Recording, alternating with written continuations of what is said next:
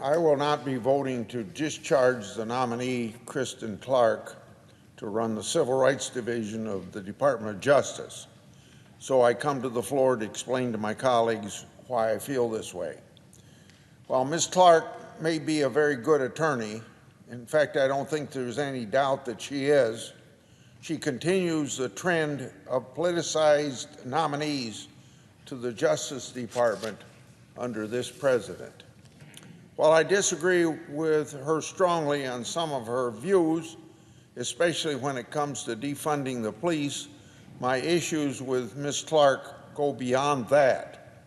The Justice Department, and especially the Civil Rights Division, needs to be committed to impartial and equal justice. In the wrong hands, the Civil Rights Division can be used to target and harass the president's political opponents.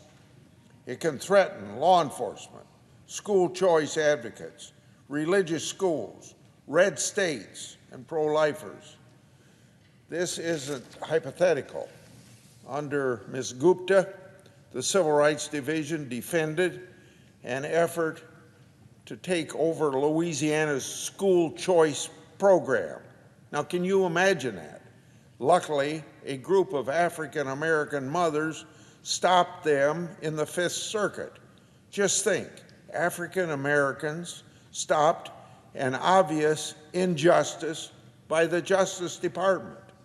In fact, the fact is that our civil rights laws are broad, and the mere threat of their enforcement can chill legitimate political opposition. Because of that, I think that the head of the Civil Rights Division needs to be above reproach when it comes to partisanship. Unfortunately, Ms. Clarke is a liberal partisan. She's opposed the enforcement of the law against Ike Brown, a Mississippi voter suppressor, either because of the color of his skin or because he was a Democrat. Neither answer is acceptable. She has disparaged religious freedom groups like the Alliance Defending Freedom. She has opposed important Supreme Court decisions protecting religious liberty, individual Supreme Court justices, and even some of my colleagues. She has held Republican nominees to a standard she didn't want to apply to herself. Ms. Clarke has run away from her record.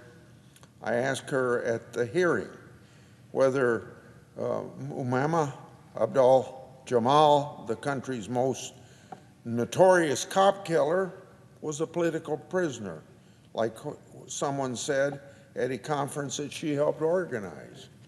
She wouldn't answer, telling me she was unfamiliar with the case. Given her youthful activism, I find that very hard to believe.